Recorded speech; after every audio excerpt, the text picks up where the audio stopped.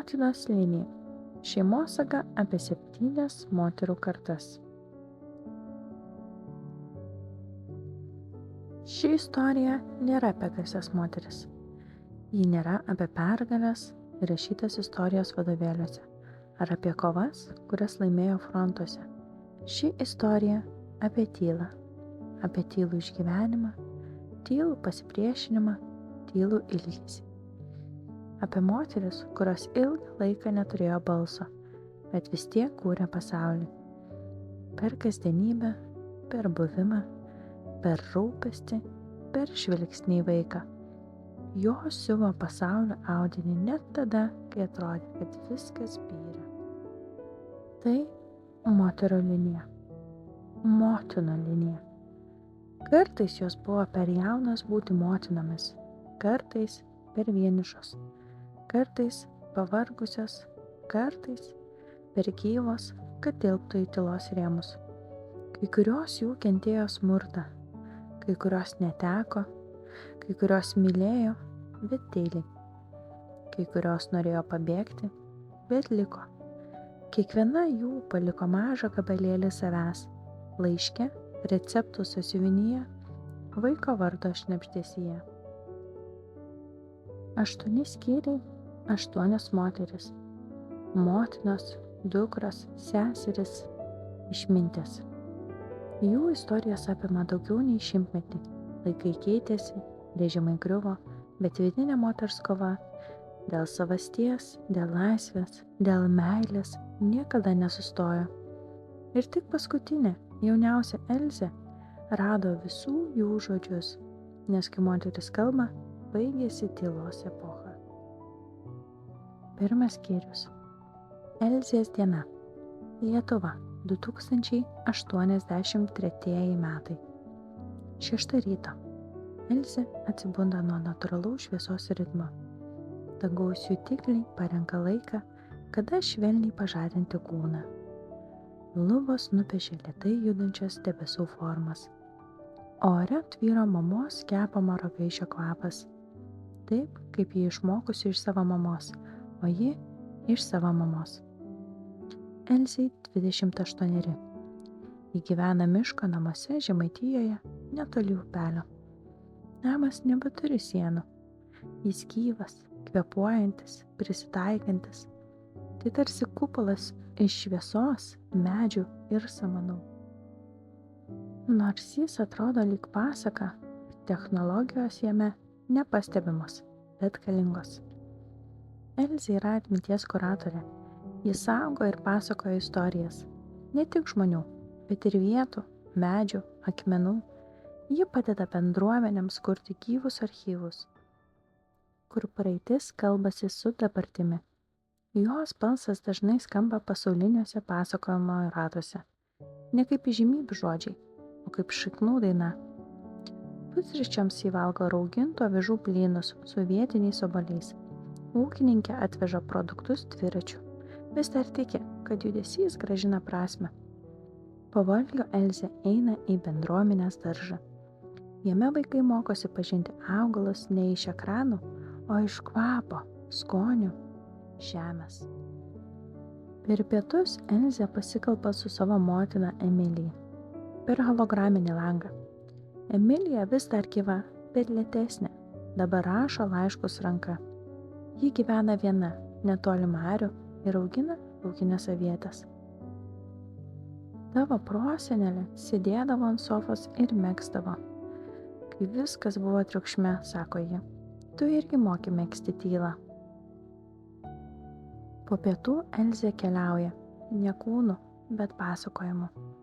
Ji veda grupę per jutiminę atminties erdvę, kur žmonės gali pajusti, ką reiškia gyventi 1980-aisiais. Stovėti eilėje mėsai, klausytis radijo, virti kavą be kavos. Kai kurie pravirksta. Mes negrįžtame praeitį, sako Elzė. Mes ją atnešame su savimi, kad žinotume, iš kur esam. Vakare, kai saulė leidžiasi virš miškingų kalvų, upelis gurguliuoja lyg prosenelė dar gyva, Elzė rašo. Ji rašo savo dukrai laišką. Brangioji dukrelė, kai tau bus tiek metų, kiek man šiandien, nežinau, koks bus pasaulis. Bet jei kada pasiklysi, ieško kvapo, šviežios duonos, drėgno žemės, medaus ant pirštų. Tai bus mūsų moterų balsas, kalbantis su tavimi. Ji padeda rašiklį, išsitiesia ant samanų pagalvėlės. Virš jos žvaigždės. Tokios pačios, kaip jas matė mama ir mamos mama iš kartos į kartą. Elzė stovėjo prie senojo sodo krašto. Rūkas krito tyliai, kaip dulkės nuo dangaus. Ji laikė rankoje molinę plytą, nedidelę, šiek tiek šerpetuotą, ištraukta iš nugriuvusio šulinio pamato. Ant vieno jos kampo buvo įbrėžtas žodis, vos matomas. Aldona.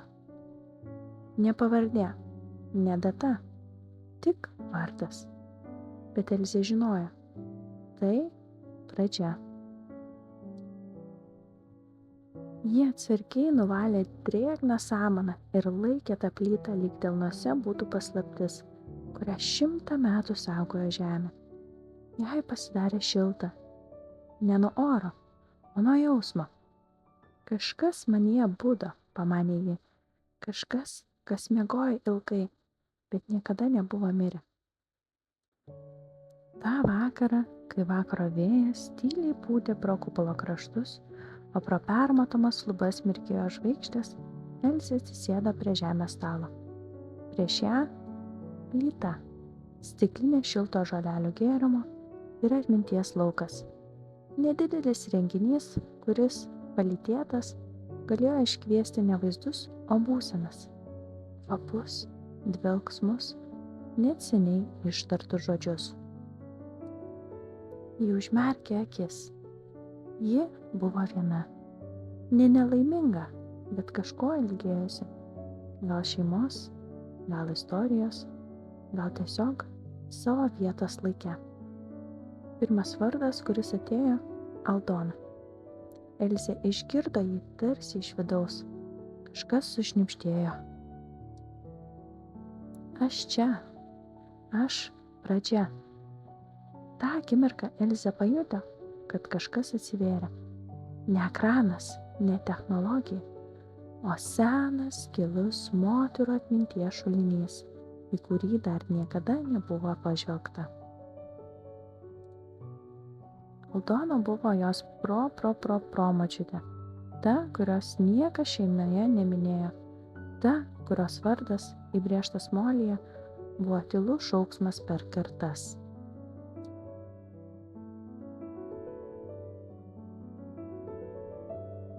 Antrasis skyrius – Aldona. Aldonos diena – Lietuva, 1917 metai. Aušta. Virš laukų rūkas. Aldona keliasi su pirmu gaidžiu. Už lango jos mažoji sodyba. Vyras Antanas karo fronte. Vaikai, 2 berniukai ir 1 mergaitė Marija, kuriai dabar 6. Aldona viena rūpinasi ūkiu, vaikais, gyvybė. Ji įkiša rankas į vandenį. Šaltas, bet atgaivinantis. Nusiprausia, susiriša plaukus skarele, užsivelka pilką lininę suknelę.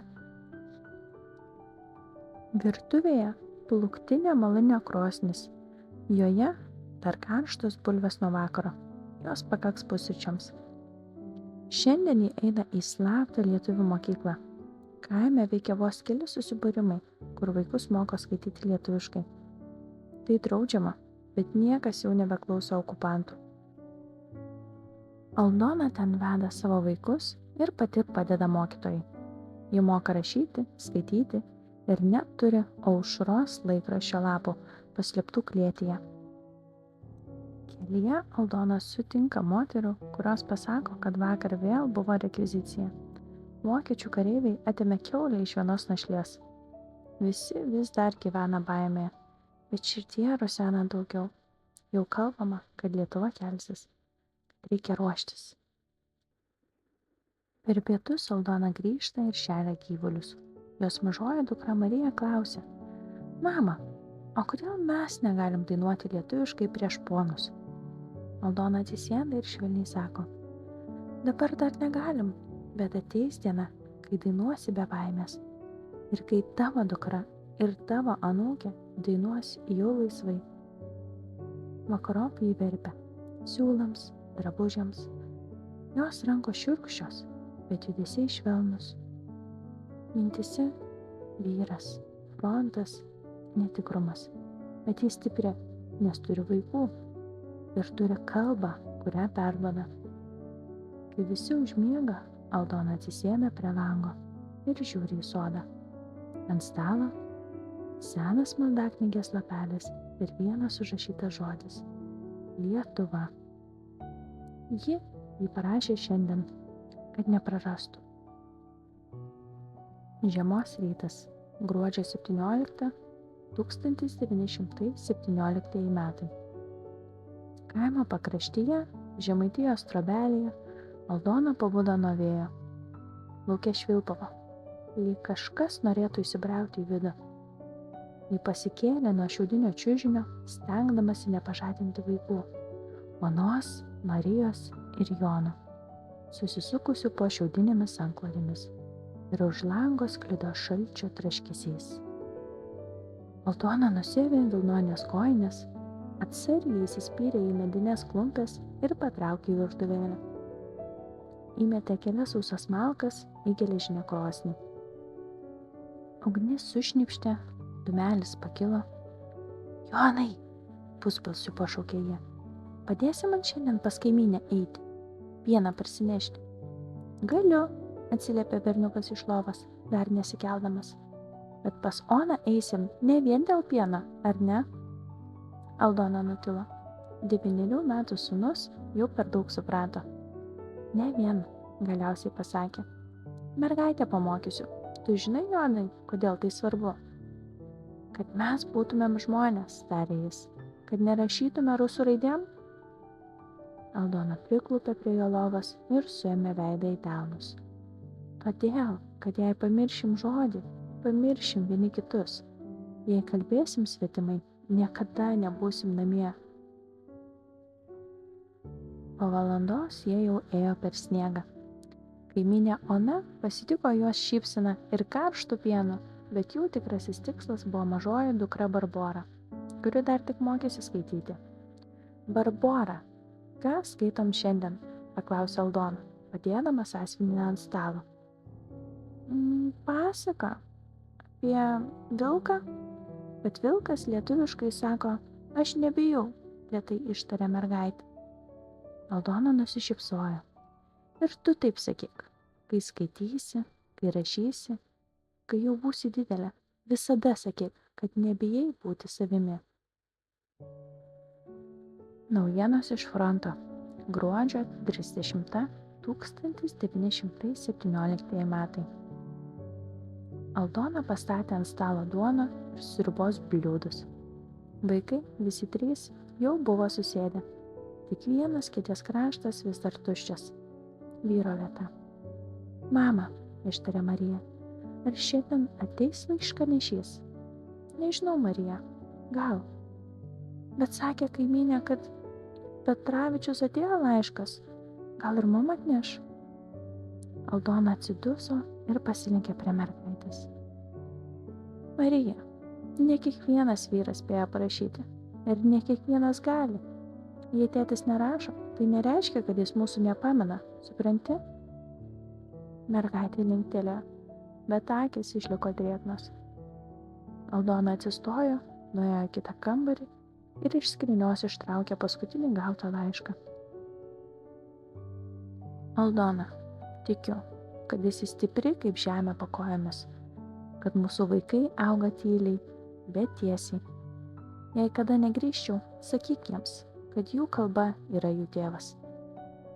Pasirašo Juozas.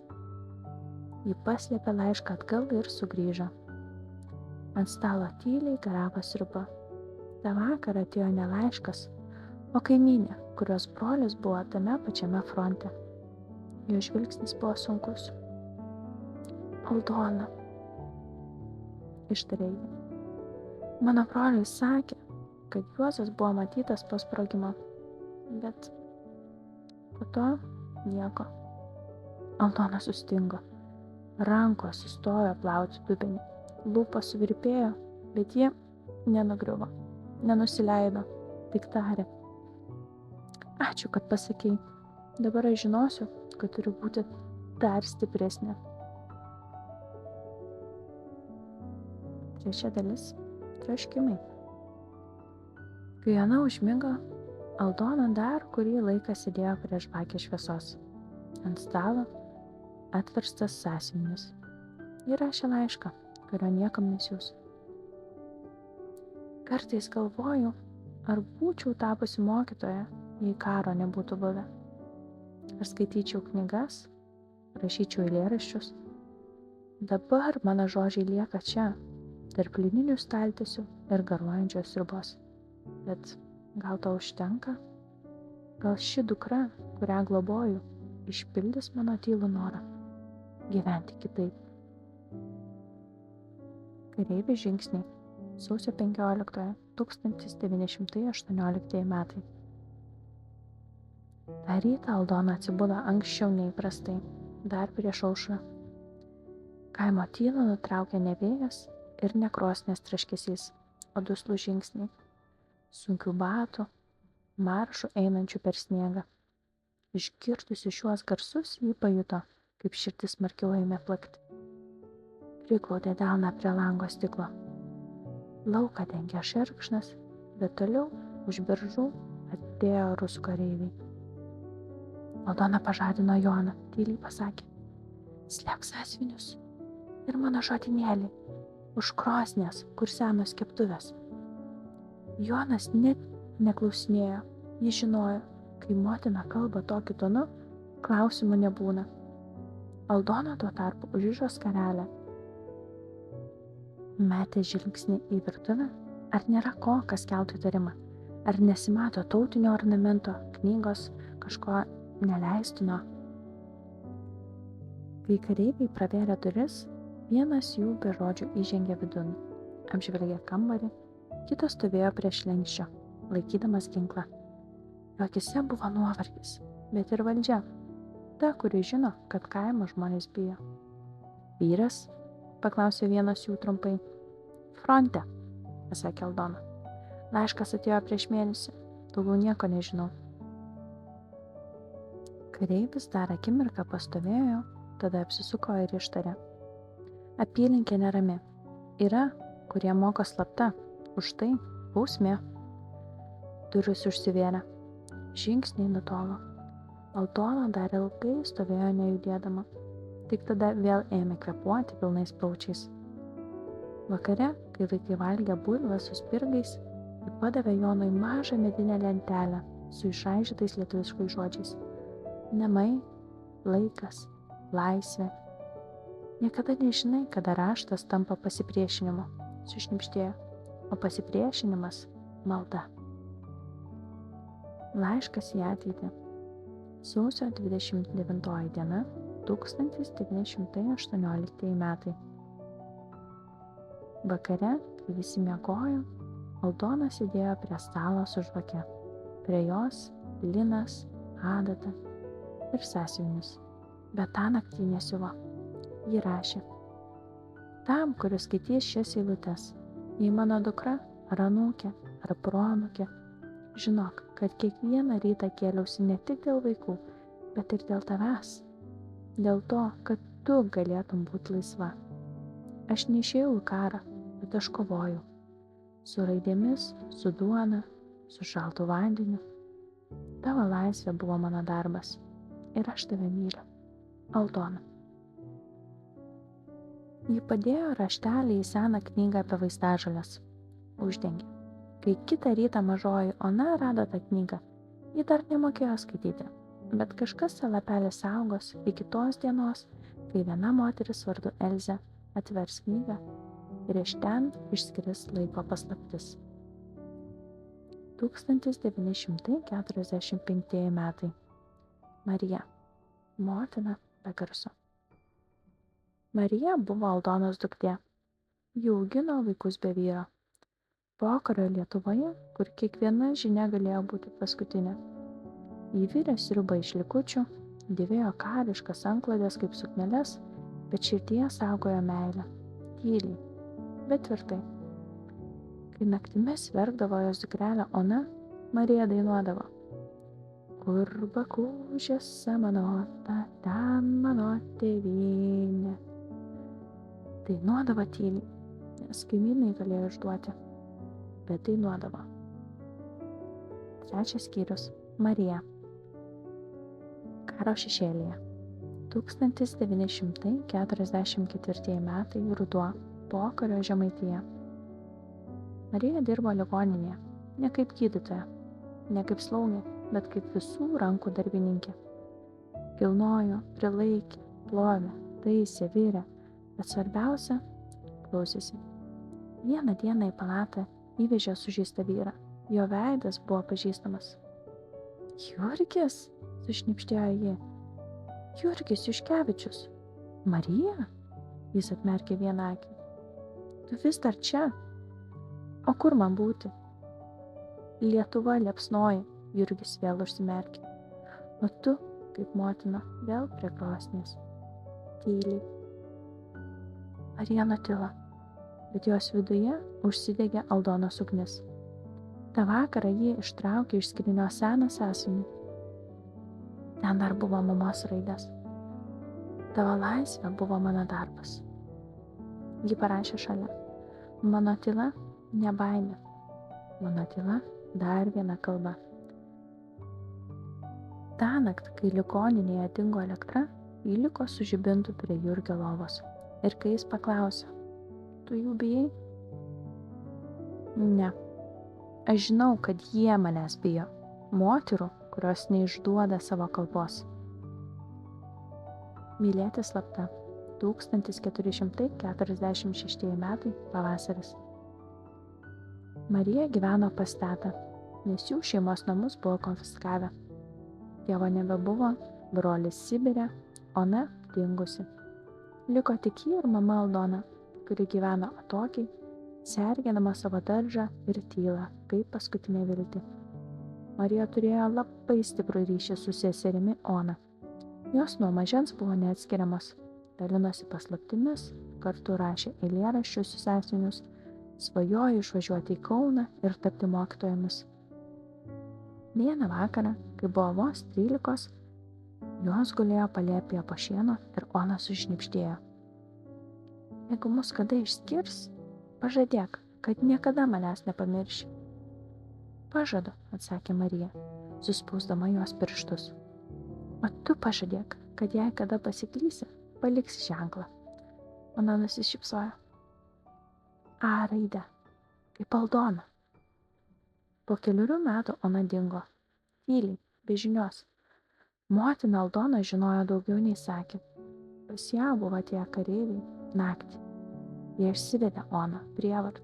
Po kiek laiko kažkas tyliai pašnibždėjo. Ji buvo užtekinta už priešo karininko. Marija to niekada nesužinos.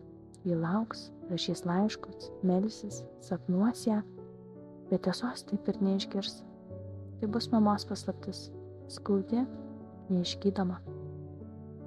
Vieną vakarą į duris pasibeldė vyras. Nepažįstamas, bet tarsi jau regėtas. Aš iš miško, partizanas. Man pasakė, kad čia gyvena moteris, kuri nemeluoja. Marija pažiūrėjo ir jį rimtai. Nemeluoju, bet ir negyvenu ilgai tikinčiais. Man reikia vietos nakčiai. Ir duonos, ir tik truputį žmogaus balso. Ji tyliai užvėrė duris už jo. Ryte iškepė duonos. Ant viršaus mažyčių peiliu išpjovė raidę A. Tai tavo vardas? Paklausė jis. Ne, mano motinos vardas. Aldona. Ta vakarą jis išeidamas pasakė. Jei kada būsi suimta, sakyk, kad nežinojai, kas aš. Ir kad tu tik kepi duoną. O jeigu rasiu tavo kūną miške, prisimink mane kaip balsą, kuris norėjo būti girdimas. 1948 vasara. Po 2 metų tas pats partizanas vėl pasibeldė į jos duris. Naktis buvo šilta, danguje kabojo didelis mėnulis.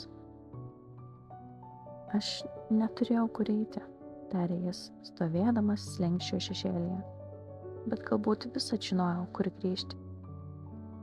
Ta vakarą jie kalbėjo ilgai apie viltį, apie gyvenimą, kuris bėga pro šalį, apie skausmą, kurį reikia iškalbėti bent kartą gyvenime. Ir tada, tą vienintelę naktį, kai viskas aplink juos buvo niūru, jie leido savo mylėti, gal iš vilties, o gal iš nevilties, kad bent trumpam pasijaustų gyvi šioje slogioje dabartyje. Prieš aušrą partizanas pasipiršo. Jei liksiu gyvas, aš grįšiu, pažadu. O jei ne, paklausė jį, žiūrėdama į jo akis, tada žinok, kad tą vieną naktį aš buvau laimingas. Jis išėjo tyliai, kaip ir atėjo. Nuo to laiko Marija vis meldėsi, kad jos viltis sugrįš į namus bet kurią minutę, bet kuris vakaras gali būti tas lemtingas. Svajojo, kaip jiedu susikurs naujus savo namus, savo svajones. Jie alsavo viltimi. Ir vieną vakarą kažkas pabeldė į duris. Ten stovėjo vyras. Ji taip apsidžiaugė, gal tai pagaliau jis. Tačiau vyras tik įtikė žinutę. Trumpa, be parašo. Jis žuvo. Didvyriškai. Ji nesugniužo. Ji tyliai padėjo ranką ant pilvo ir tarė. Tu esi likęs. O tai reiškia, jis irgi. Laiškas iš Sibiro. 1949 žiema. Vieną sausio vakarą atėjo vokas be siuntėjo. Rašysena pažįstama. Viduje brolio Jono laiškas iš tremties. Marija, mano seserie, ar mūsų kalba tebėra gyva? Ar ona sugrįžo? Mama rašė, kad ją saugo Dievas. Aš meldžiuosi, kad mūsų šaknys nenupjautos. Jei mano dukra kada nors tave perskaitys, pasakyk jai, kas tu buvai. Tu buvai mūsų širdis. Marija verkė ilgai. Ta vakarą nuėjo pas Aldoną, jau silpna, jau lėta. Mama, Jonui blogai. Visiems blogai, bet mes gyvi. Kartais norėčiau išvažiuoti į vakarus. Aldona pažvelgė. Išvažiuosi, bet kas tada liks? Kas ją laistys? Mostelėjo knygų lentyną, kur senos knygos buvo išdėliotos kaip sodas. Marija nutilo. Ta naktį parašė savo laišką, ne broliai, o būsimai dukrai. Jei tu mane jauti, tu jau esi. Ir jeigu kada nors skaitysi, žinok, aš neišėjau, aš pasirinkau likti, nes mūsų kalba tai šaknis. Ir jos man brangesnis nei laisvė be atminties. Po metų ji pagimdė dukrą ir pavadino ją Ona, vardu, kuris niekada neišnyko iš jo širdies. Ryšio gija. Marija tapo motina. Jos dukra Ona užaugo girdėdama žodžius, kurie nebuvo nei šūkiai, nei įsakymai, bet išgyventa tiesa. Knygoje tarp senų lapų, tarp Aldonos, Marijos ir Jono žodžių liko laiškai. Jie keliaus toliau iš rankų į rankas, iš širdies į širdį. Nematomi, bet galingi. Tarsi motinos balsas, tylus, bet visada šalia. Ugnis po pelenais. 1953 metai, pavasaris. Pavasaris Žemaitijoje atėjo su lietumi, o su lietumi ir viltis. Marija kas rytą eidavo per šlapią kiemą iki tvarto, kur dabar augo ne gyvuliai, o knygos.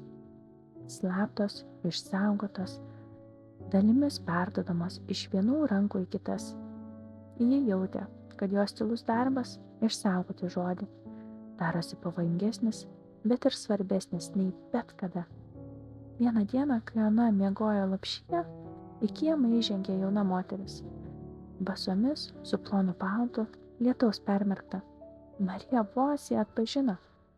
Tai buvo buvusi bendramokslė Elena, kažkada kartu rašiusi su ją slaptą žurnalą apie laisvę ir kalbą. Ji buvo dingusi prieš 5 metus. Elena! Marijos balsas suskambėjo kaip prisiminimas. Man reikia tik vienos nakties, sumurmėjo ji, ir vietos, kur prisiminti, kad dar esu žmogus. Marija tyliai atidarė duris. Nakčiai paruošė bulvių košės, šilto pieno ir davė sausų kojinių. Tu vis dar čia, pasakė Elena. Taip, bet ne vien dėl savęs. Elena tąnakt neišmiegojo. Jos akis budėjo ir ryte, kai laikė mažąją Oną ant rankų, paklausė, kaip tu išgyveni? Marija atsakė lėtai. Aš žinau, kad mūsų gyvenimas jis ne tik mūsų. Aš ne viena degiau, bet dabar esu pelenai, po kuriais dar liko ugnis. Elena pažiūrėjo ją su pagarba. Jei mes kada laimėsim, tai bus dėl tokių moterų kaip tu. Po Elenos apsilankymo Marija pradėjo vėl rašyti. Ne savo, ne slaptai, bet tam, kad jos dukra vieną dieną perskaitytų. Ji kūrė užkoduotus eilėraščius, kuriuos slėpė tarp paklodžių, vaikų knygų, net sėklų maišelių. Kiekvienas žodis buvo tarsi palikimas, tarsi gija tarp pasaulių, kurių jungti jau nebegalėjo veiksmas, tik atmintis. Ona. Dulkėtas kelias į miestą. 1959 m. vasarą mažas Žemaitijos miestelis. Ona traukė paskui save dulkėtą kelio krepšį, kuriame tilpo visas jos pasaulis, kelios knygos, motinos užsiuvinėta staltiesė ir dėžutė su laiškais. Ji išėjo iš namų pirmą kartą. Vilniuje ją pasitiko nepažįstamas, o troleibusų ūžesys ir naujų laikų kvapas. Ji įstojo į bibliotekininkystės studijas, tyliai, kaip mama, bet jos vidus jau norėjo daugiau. Pirmame kurse Ona dažnai užsukdavo į centrinę biblioteką. Ten ji ir pamatė jį, vyrą, kuris netylėjo. Tu vis žiūri istorijos lentyną, tarė jis vieną dieną. Bet pati esi kaip iš romanų. Ir ką tai reiškia? Paklausė jie atsargiai. Kad tavyje gyvena ilgesys. Jis prisistatė. Juozas, istorijos studentas, aistringas kalbėtojas. Ona pirmą kartą susidūrė su žmogumi, kuris nesibaimino garsiai jausti. Kodėl tu renkiesi tylą? Paklausė jis kartą, kai vaikščiojo palei nerį. Nes iš jos atsiranda žodžiai, tie tikrieji. O jei norėčiau tave pabučiuoti, ar reikėtų leidimo iš tylos?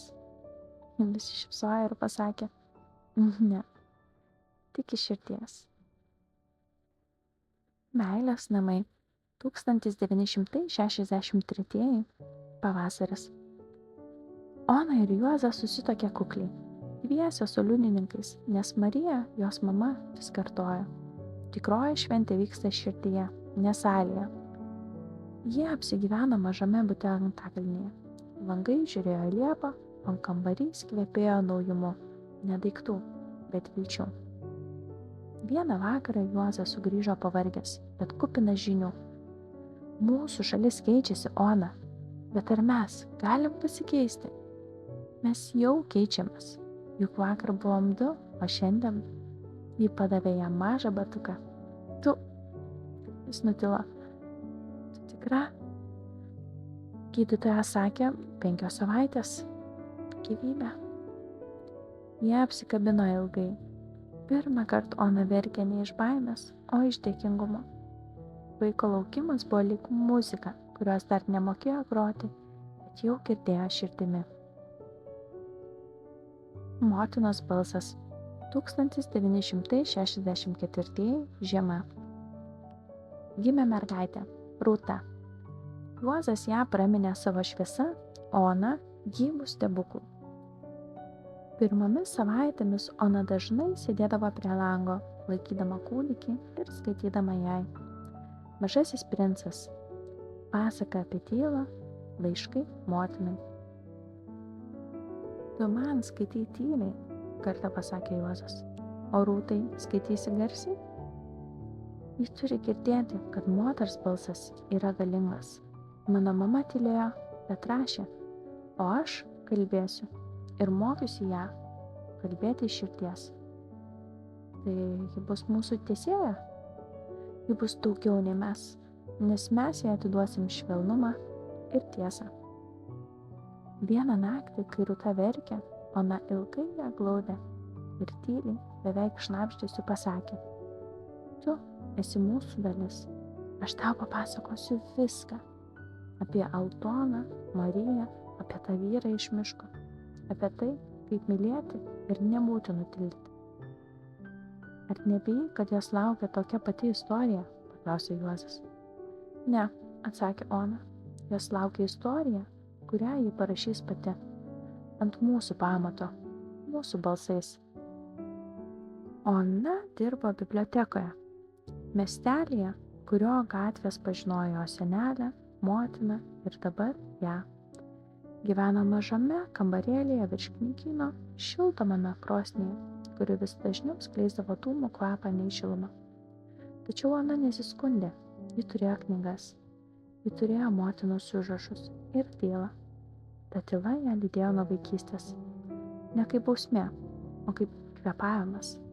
Namuose kalbėta mažai, bet kiekvienas žodis svėrė daugiau nei sakinys. Jos motina, Marija, ją augino ne kaip vaiką, o kaip gyvą pažadą, kad atmintis tęsis. Ona prisiminė, kaip vaikystėje rasdavo po pagalvę lapelius su eilėmis, kurios kalbėjo apie šviesą, augančią netgi molyje. Kaip kartą, kai ji pasakė, kad nori būti gydytoja, Marija ilgai tylėjo, o paskui tarė, gydyk ne tik kūnus, gydyk žodžius, jie taip pat serga. Nuo tada Ona rašė, ne viešai, į sąsiuvinius, į dienoraščius, į knygų paraštis. Ji rašė apie moteris, tylinčias, ištvermingas, kantrias,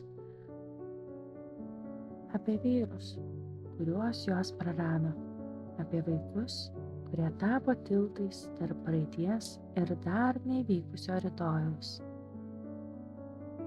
Vieną dieną, rudenį, į biblioteką užėjo senas vyras. Jis ieškojo knygos apie partizanus. Ona jam padavė sunkią, retai imtą knygą. Jis pažvelgė į ją ir paklausė, tu, Marijos dukra? Taip, atsakė ji. Aš pažinojau tavo tėvą. Ona sustingo. Ji niekada nebuvo jo sutikusi. Marija kalbėjo apie jį tik kartą, kai Ona paklausė, kodėl neturi tėčio. Tąkart motina pasakė, jis buvo laisvas žmogus ir mirė, kad laisvė liktų gyva.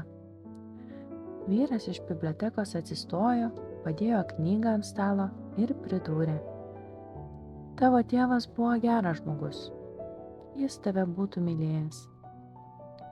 Ta vakarą Ona verkė ilgai, ne iš liūdesio, iš atpažinimo.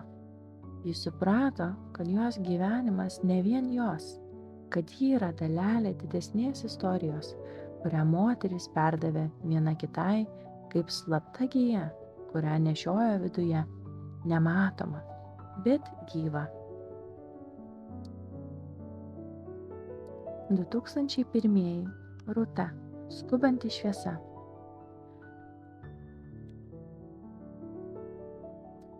Rūta buvo pirmoji, kuri gyveno laisvoje Lietuvoje. Jis skubėjo, dirbo, augino dukrą Ugnę, siekė visko iš karto. Miestas, darbas, nepriklausomybė, laisvė. Bet širdyje kirbėjo senas klausimas, kas aš be jų? Kartais sapnuodavo moterį, kuri verpia vilną ir dainuoja. Nežinojo, kad tai buvo Aldona. Bet kai kepė duoną pagal mamos receptą, jausdavo. Aš ne viena, aš esu iš jų. Kai Rūta su Ugne aplankydavo mamą, ona vis dar dėvėdavo skarą, vis dar virė pieną puode ir laikė raktą po staltiese. Vieną vakarą, kai vėjas kedeno obelis, jos sėdėjo virtuvėje ir ona paklausė: "Tai ką tu veiki visą dieną, Rūta?" "Dirbu, projektai, skambučiai, susitikimai, turiu ir komandą, ir viršininką." Ona tyliai pasuko šaukštą arbatoje. "Visą dieną kalbi su žmonėm, bet vis tiek pavargsti?" "Pavargstu nuo visko, nuo bėgimo, lūkesčių, net nuo tylos." "Mums irgi buvo lūkesčių, tik kitokių. Kad tylėsi, kai reikia, kad neišduosi, kad išlaikysi dono raugo skonį." Ji paėmė lininę servetėlę ir uždengė dubenėlį. "Ir aš nesuprantu tavo pasaulio, ten viskas taip greitai." Rūta buvo motina be poilsio, moteris be atokvėpio. Viską nešė viena, tarsi norėdama įrodyti, kad verta to, ką iškovojo laisvė. Gyvenimas nebuvo lengvas. Laisvė reikalavo visko – jėgų, atsakomybės, nuolatinio įrodinėjimo. Ji jautėsi tartum turinti dvi asmenybės. Viena stengiasi būti šiuolaikiška moteris, kita – išsaugoti tai, kas paveldėta. Kartais supykdavo ant savęs, kartais ant pasaulio, kuris vis keitėsi greičiau, nei jis spėdavo prisitaikyti. Kartais naktimis ją ištikdavo sapnai, sovietinės eilės, tušti kabinetai, baimė pasakyti, ką iš tiesų galvoji. Net po 10 mečių ta baimė kartais prabusdavo rytais jos viduje. Nebyli, bet gyva. Tada Rūta dar stipriau spausdavo Ugnę prie savęs. Santykiai su mama Ona buvo kupini prieštaravimų. "Mama, tu nesupranti, kaip dabar viskas kitaip. Mums reikia dirbti, turėti butą, karjerą", sakydavo Rūta. "Suprantu", tyliai atsakydavo Ona. "Tik žinau, ar viską verta aukoti, kad turėtum stalą, prie kurio niekas nesusėda. Tu nesi gyvenusi laisvėje, tu nežinai, ką reiškia viską pradėti iš naujo. O tu nežinai, ką reiškia viską tyliai išsaugoti, kai viskas griaunama." Rūta nusišypsojo. "O tu žinai, kad mes dabar turim Google?" "Nežinau, bet aš vis dar turiu šventą paveikslėlį, kurį man mama pasiuvo į mano sijoną. Kai išeidinėjau į mokytojų kursus, jis man viską pasakė, kai reikėjo."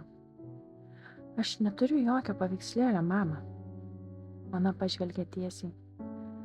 "Tada būk paveikslėlis Ugniai, kad kai jai bus sunku, ji prisimintų tavo veidą. Tylų, bet tvirtą."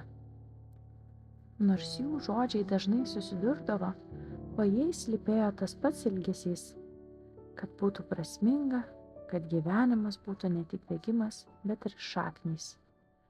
Rūta jautė, kad negali tapti visai laisvu žmogumi. Per daug dar likę sovietinio mąstymo, baimės, nuolankumo. Ji matė tai aplink. Žmonės bijojo reikšti nuomonę, slėpė jausmus, buvo įpratę gyventi pusiau tylomis.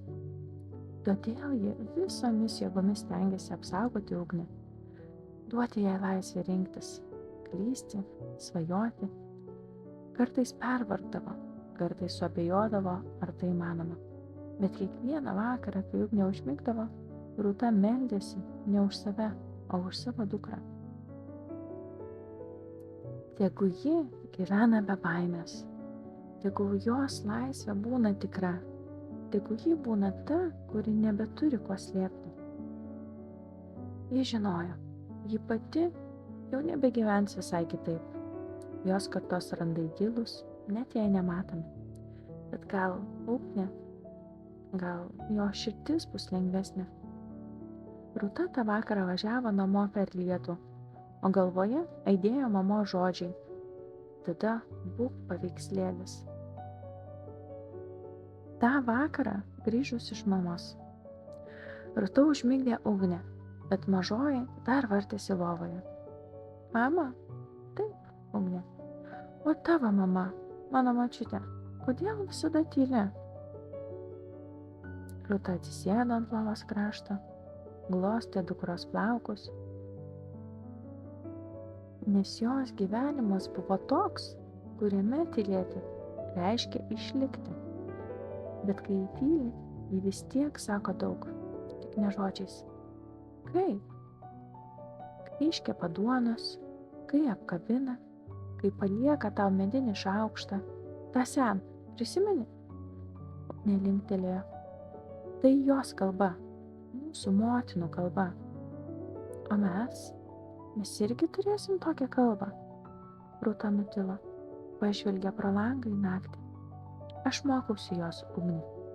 Iš jos ir iš tavęs. Gal mūsų kalba bus kitokia, greitesnė, triukšmingesnė, bet jeigu mes atsiminsim vieną kitą, ji neišnyks. Ugnė apkabino mamą. Aš visada tave atsiminsiu. Ta vakarą Rūta ilgai sėdėjo viena virtuvėje. Atvėsusi arbata, atverstas užrašų sąsiuvinis, tarp lapų senas mamos laiškas, rastas anądien stalčiuje. Ji dar jo neskaitė, jos rankos šiek tiek drebėjo. Laiškas iš praeities. Rasta 2001 metų rudens vakarą. Rūta, jei skaitai šį laišką, vadinasi, gyvenimas nunešė mus į skirtingas puses, bet širdyje tebebuvome kartu. Tu bėgi, tu visada bėgai. Nuo vaikystės, kai lakstai basomis po kiemą, iki dabar, kai bėgi per darbus, laiką, miestą. Aš tave stebiu, tyliai, kaip mama, kuri nebemoka tavęs sulaikyti, tik palydi žvilgsniu. Tavo pasaulis man nesuprantamas. Jame tiek garsų, tiek galimybių, tiek laisvės. Bet kur tavo šaknys, vaikeli? Ar jas dar jauti? Aš nežinau, kaip gyventi tavo gyvenimą, bet žinau, kaip mylėti tyliai, paprastai. Ir to mokiau tave. Jei kada pritrūksi žodžių, atsigręžk į duoną, į vandenį, į rankų darbą. Ten mūsų kalba, ten motinų balsas. Atsimink, būti motina tai ne tik auginti, tai perduoti viltį, net kai jos nebelieka. Tu esi stipresnė nei aš ir tavo dukra bus stipresnė nei tu. Taip ir turi būti. Su meile, mama Ona. Rūta padėjo laišką ant stalo. Virtuvėje kvepėjo obuolių pyragu, Ugnė kažką tyliai piešė ant grindų, o vakaro šviesa slydo lango stiklu. Jis sėdėjo ilgai, beveik nejudėdama, lyg pirmą kartą girdėtų motinos balsą taip aiškiai, be priekaištų, be patarimų, tik švelniai kaip ranka paliečianti petį. Mintise ji sugrįžo į tą žemaitišką virtuvę, kur mama kepdavo duoną, tylėdavo prie siuvimo mašinos, kur žodžiai niekada nebuvo tušti. Rūta staiga suprato, mama viską jau buvo pasakiusi, tik ji pati dar nebuvo pasirengusi klausytis. Ji nusišypsojo per ašaras. Atsistojo, nuėjo prie spintelės, ištraukė molinį dubenį ir pradėjo minkyti tešlą. Ne iš pareigos, ne iš nostalgijos, bet iš giliausio noro pasakyti: aš girdžiu tave, aš tęsiu. Ugnė pakėlė galvą. Mama, ką darai? Duona, atsakė Rūta. Mūsų duona. Prieš pradžią 2005-2024. Ugnė augo Vilniuje, tarp senamiesčio kaminų ir skambančių mokyklos varpų. Ji buvo vienintelis vaikas šeimoje, kur meilė buvo neišreiškiama žodžiais, bet jautėsi gestuose. Mama Rūta ryte tyliai nupieždavo širdelę ant sviestuoto sumuštinio, tėtis prie namų durų visada palikdavo ištrauktas šlepetes. Ji buvo jautri mergaitė, Skaitė daugiau nei kalbėjo, stebėjo daugiau nei dalyvavo. Klasės draugės kartais ją vadino keista, bet Ugnė labiau mėgo medžio šnarėsi nei šurmulį per pertraukas. Vakare, kai tėvai jau miegodavo, ji įsijungdavo stalinę lempą ir rašydavo dienoraščius, eilėraščius, pusiau pradėtus laiškus nežinomiems žmonėms. Paauglystė atėjo nelauktai, kartu su pasimetimu. Kūnas keitėsi greičiau nei mintis. Draugės pradėjo kalbėti apie vaikinus, o ji vis dar klausėsi džiazo ir stebėjo senus filmus. Kartais, žvelgdama į veidrodį, matydavo ne save, o kažką svetimo. Juk būtų dar neapsisprendusi, kokia nori būti. Tavo vietoje eičiau į teisę, sakydavo tėvas, ar bent jau ekonomiką. Reikia turėti pagrindą po kojomis. O gal nori būti rašytoja? Šypteldavo mama, matydama jos užrašų knygeles. Bet Ugnė nežinojo. Vieną mėnesį įtraukė psichologiją, kitą literatūrą, paskui žurnalistiką, paskui ekologiją. Kiekvienas pasirinkimas atrodė tarsi išsižadėjimas kitų galimų gyvenimų. Ji bijojo apsispręsti, tarsi vienas sprendimas galėtų nulemti, kas ji yra. 12 klasėje, išvarginta testų, pokalbių apie ateitį ir vidinės įtampos, Ugnė ėmė nevalingai plėšyti plaukus. Tai buvo pirmas kartas, kai mama ją nusivežė pas psichologę. Tu esi jautri ir gili, pasakė specialistė. Tai nesilpnybė. Bet tavo gyvenime reikės labai sąmoningai rinktis tylą ir žmonės, kurie tavęs nesugniuždys. Šie žodžiai ją įstrigo. 2018 metais Ugnė išvyko į Londoną, į universitetą, pasirinkusi studijuoti kultūrinę antropologiją. Pasaulis prasiplėtė. Žmonės iš Indijos, Brazilijos, Kamerūno, Švedijos.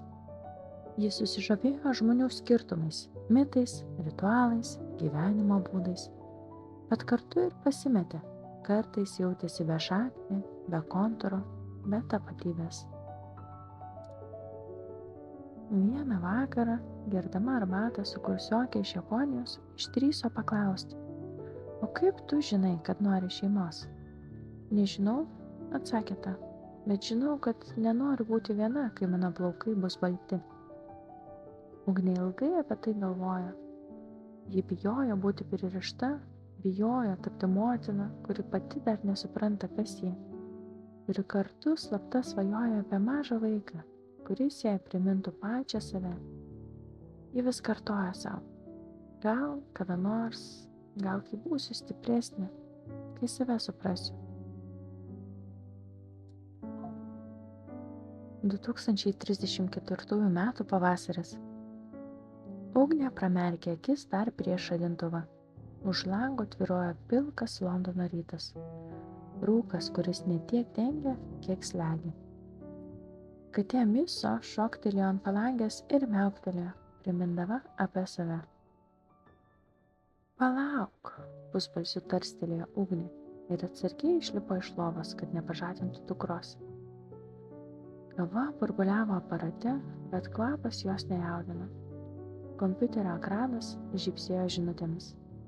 Klientų laiškai, susitikimų priminimai, bendradarbių klausimai.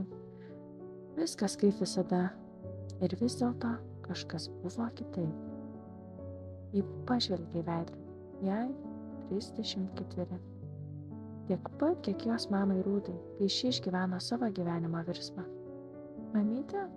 Tylus balselis pertraukė jos mintis. Kur tu? Emilija stovėjo tarpduryje su geltonu meškiu. Ateinu, brangioji, nusišypsojo Ugnė, bet jos akys liko kažkur toli, tarp dviejų tylų, kurių viena buvo išorėje, o kita viduje. 2034 metų vasara. Terapijos kabinetas buvo šiltas. Šviesus medis, levandų kvapas, lėta muzika fone. Ugnė sėdėjo kėdėje, rankose gniauždama popierinę servetėlę. Kada paskutinį kartą jauteisi savimi, paklausė terapeutas. Nežinau, prisipažino ji, gal kai gimė Emilija, gal kai keliavau viena į Islandiją, bet dabar jaučiuosi išjungta, tarsi mane gyventų kas nors kitas. O ką šnabžda tavo sapnuose? Neatsiduso. Neseniai ji vėl sapnavo seną namą Lietuvoje, močiutę Olą, sėdinčią prie lango su mezginiu, mamą Rūtą, dainuojančią seną lopšinę. Sapnuose viskas buvo šviesu, minkšta, tikra. Ta patį vakarą po terapijos Ugnė sėdo prie stalo. Parašė mamai laišką, ilgą, neredaguotą, kaip senų dienų dienoraštį. Ji rašė apie savo baimės, kaltę, nuovargį, apie tai, kaip sunku būti motina, kaip pati jautiesi vaiku. Ji neieškojo atsakymų, ji tiesiog norėjo būti išgirsta. Liepą jos abi grįžo į Lietuvą. Viskas vyko staiga. Bilietai naktį, skrydis rytą, atvykimas į kaimą vakare.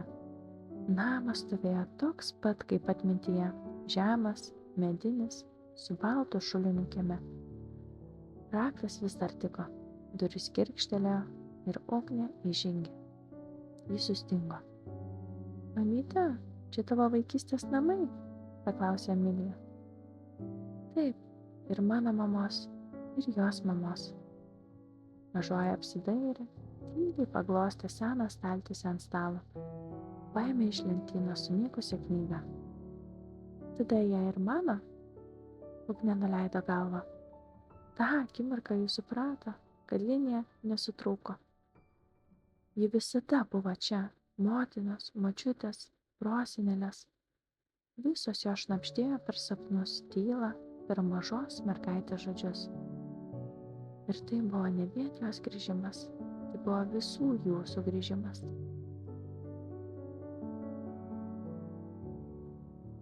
Emilija miegojo susirangius po baltu pledu. Jos smulkus pirštukai vis dar spaudė minkštą kiškutį. Ta patį, kurį Ugnė nupirko būdama nėščia dar Londone. Už lango tyliai lijo pavasarinis šiltas lietus, kvepiantis pažadais. Ugnė stovėjo virtuvėje, apglėbusi puodelį kakavos. Jos akys ilsėjosi ant mažo žmogaus, kuris vienu metu buvo ir paslaptis, ir pažadas, ir veidrodis. Ji nesykė prisiminė tuos metus, kai jautėsi plona kaip popierius, trapi, neturinti formos, kaip bijojo būti neteisinga, per silpna, nepakankama, kaip manė, kad noras būti mama turi kilti iš aiškios tapatybės, iš stabilumo, ir vis dėlto viskas įvyko kitaip. 2027 metais Ugnė grįžo į Lietuvą. Nuo Londono buvo pavargusi, nuo tempo, nuo tarptautinių pokalbių, nuo nuolatinės savęs paieškos. Lietuvoje jautė, kad gali būti tylesnė, tikresnė. Ji pradėjo dirbti kultūros centre, organizavo renginius, rašė tekstus, kvietė į pokalbius apie tapatybę, šaknis ir atmintį. Viename iš jų susipažino su Sauliumi, istoriku, kuris kalbėjo apie pamirštas moterų istorijas, apie močiučių laiškus ir tai, kas niekada nebuvo įrašyta į vadovėlius. Po renginio jis priėjo. Tu labai klausaisi, net kai nekalbi, jautiesi lyg skaitanti žmogų. Ji nusišypsojo. Buvo neįprasta būti matomai ne dėl to, ką darai, o dėl to, kaip būni. Tarp jų viskas vyko lėtai, be skubos, jie daug vaikščiojo, po Antakalnio kalnelius, po Užupio skverus. Kalbėjosi apie šeimą, apie vienatvę, apie tai, kaip svarbu nebijoti, nežinoti. Vieną rytą dar prieš ištariant myliu, Ugnė atsibudo šalia jo ir tyliai ištarė. Žinai, aš vis dar nežinau, ar noriu būti mama. Jis nepasijuokė, tik linktelėjo. Tiesiog pabūkime. Visa kita ateina laiku. 2029 metai. Ugnė laikė teigiamą nėštumo testą rankose. Buvo šviesu, ankstyvas rytas. Jis stovėjo vanėje už lango, purkavo balandžiai. Jausmas buvo keistas, tarsi kažkas labai trapus ir kartu labai galingas būtų įsitaisęs jos viduje. Bijau, prisipažino Saulė. Aš irgi, bet mes esam kartu, atsakė jis. Dabar, 2034-aisiais, kai Emilijai jau 5, Ugnė dažnai apie tai galvoja. Ne todėl, kad viskas būtų lengva, ne.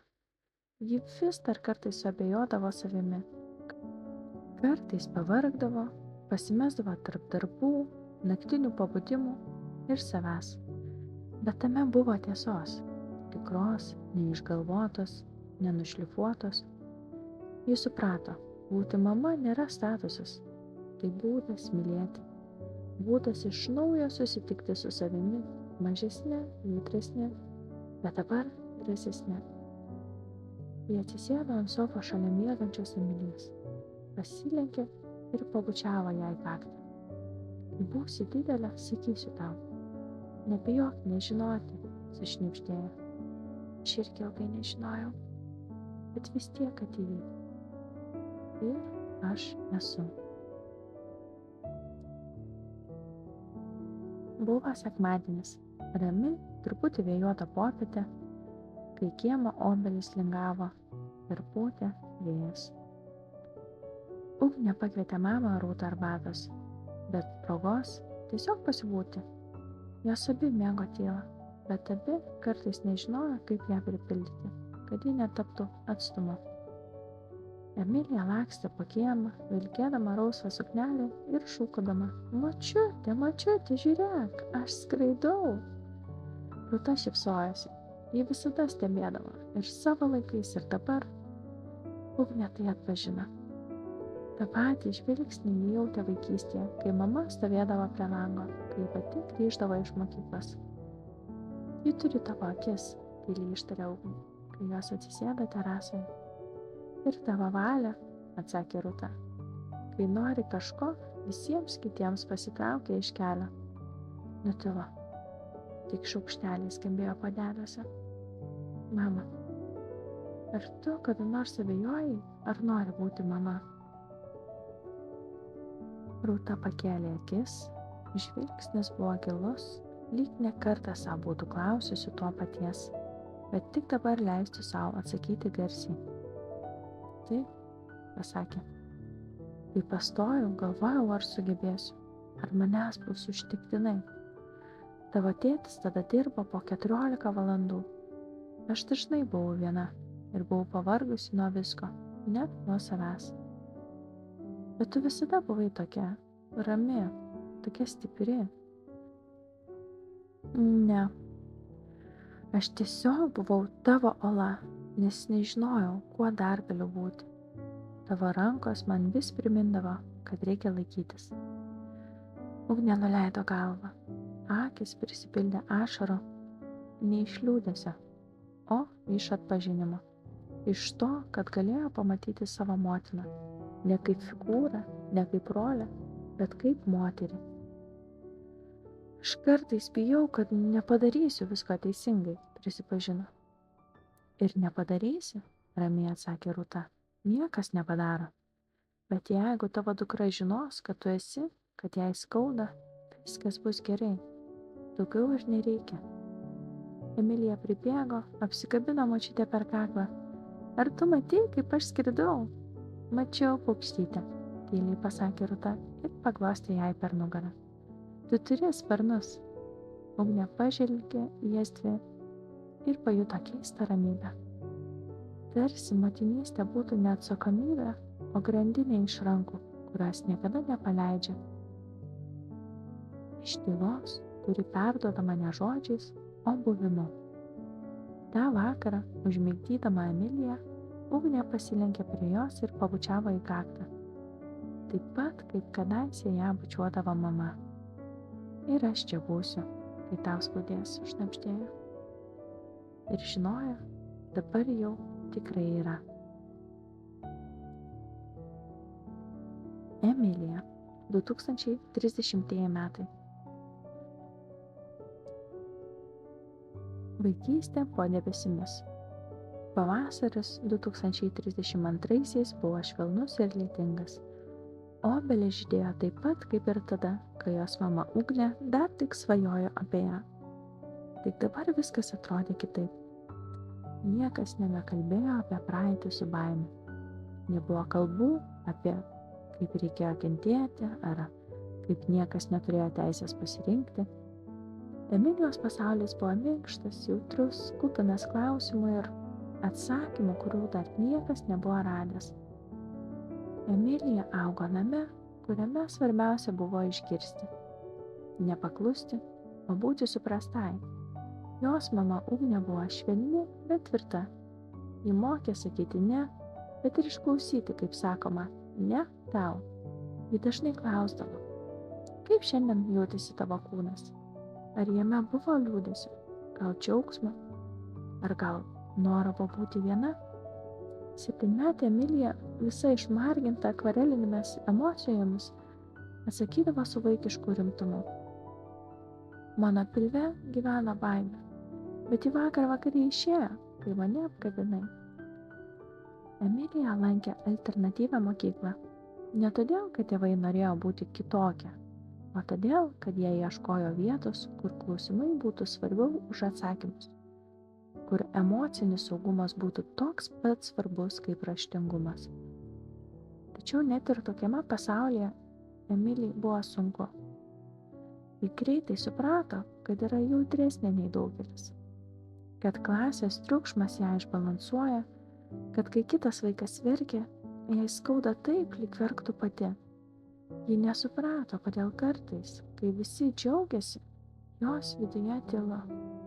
Arba atvirkščiai, kodėl jai norisi šokti, kai kiti sėdi ir mokosi. Vieną vakarą ji verkė, tyliai, bet ilgai. Ugnė prisėdo šalia. Nori papasakoti? Nežinau, kas ne taip su manimi, išbėgo žodžiai. Visi sako, kad esu gera, bet man vis tiek kažko trūksta. Aš kartais nebenoriu būti aš. Ugnė nesako, negalvok taip. Ji nebandė pataisyti, tik apkabino. Būti jautri reiškia matyti daugiau. Tai kartais skauda, bet tai ir dovana, Emilijai. Tu mokaisi būti švelni sau. Aš mokausi kartu su tavimi. Tai buvo pasaulis, kuriame nebuvo griežtų nurodymų. Buvo bandymai, eksperimentai ir daugybė ar tu jauti, vietoj tu turi. 2040 metai. Užrašų knygelėje, kurią Ugnė kadaise rašė nėštumo metu, Emilija atrado sakinį. Tikiuosi, kad mano dukra bus netobula, o tikra. Jai tada buvo 10. Jie jau suprato, kas yra panikos priepuolis, žinojo, kaip vadinasi jos nerimo jausmas, kaip viskas atrodo per garsiai, per daug. Ugnė niekada nesakė, kad tai silpnumas, priešingai. Ji vedė Emiliją pas terapeutę, lankė emocinio raštingumo užsiėmimus ir sakė, aš noriu, kad tu turėtum tai, ko man trūko tavo amžiuje, žinojimą, kad jautrumas nereiškia lūžio. Tai reiškia gelmę. Mamos glėbyje Emilija nesykį jautėsi ne mažesnė, o didesnė, nes buvo matoma, girdima ir pripažįstama. Bet kartais įpyko ant mamos, kad ši viską nori išjausti, kad nesiūlo paprastų sprendimų, kad nesako elgtis taip ar kitaip, o klausia, kaip tu manai, ko tau reikia. Vieną dieną per vakarienę Emilija trenkė šaukštą į stalą. Ar tu negali būti normali, mama? Pasakyti, ką daryti, kaip visi? Ugnė nutilo. Akis nesusiraukė, tik atsargiai paklausė. Ar tu jautiesi, kad aš per daug klausau? Jaučiuosi, kad aš nežinau, ką jaučiu ir man nuo to bloga. Ugnė apkabino ją. Net kai Emilija spurtėjo ir nenorėjo. Būti žmogumi kartais reiškia nežinoti, o būti šalia. Ir aš būsiu, net kai nenori manęs. Ypač, kai nenori manęs. Ta vakarą Emilija ilgai verkė. Ne todėl, kad buvo blogai, o todėl, kad pirmą kartą suprato, Būti mylimai nereiškia būti suprastai visada. Tai reiškia, kad net tada, kai viskas iškrenta iš rankų, kažkas tas rankas vis tiek laiko. Emilija, 2030 metai. Pirmą kartą Emilija įsimylėjo būdama 20. Ne taip kaip filmuose, ne su fejerverkais ar ekstaze. Iš pradžių tai buvo žvilgsnis diskusijų klube apie emocinį raštingumą, kurie atvedė draugę. Vaikinas vardu Adas kalbėjo negarsiai, bet jo žodžiai skambėjo tvirtai. Ne apie politiką, ne apie sėkmę, apie tai, kaip jis išmoko pirmiausia girdėti save, kad galėtų girdėti kitą. Emilija klausė ir jautė, kad kažkas jo balse primena jos pačios mamą. Ta švelnų tikrumą, kuris nebylus, bet neabejotinas. Po paskaitos jį priėjo droviai. Tu kalbėjai taip, nebijodamas, kad gali būti neteisingas. Adas nusišypsojo, o tu klausai taip, kad neišdrįsti būtų neteisinga. Jie susitiko dar kelis kartus. Iš pradžių nedrąsiai. Ilgi pasivaikščiojimai per senamiestį, kavos puodeliai, kai žodžiai nesibaigdavo. Abu buvo jautrus, gal net per daug. Bet kartu jautrumas tapo ne našta, o jungtimi. Jie kalbėjo apie viską, apie vaikystę, sapnus, ateities baimę, apie tai, kad meilė šiame amžiuje dažnai atrodo lyg projektas. Ar esi pasirengęs, ar moki bendrauti, ar turite suderinamus tikslus, bet kartu jie norėjo būti tik žmonėmis, netobulais, bet atvirais. Kai Adas jai pasipiršo, nesužiedo, o su klausimu, nori eiti kartu, nors nežinom, kur nueisim? Emilija apsiverkė. Praėjus metams po vestuvių, jie pradėjo galvoti apie vaiką, bet tai, pasirodo, buvo sudėtinga užduotis.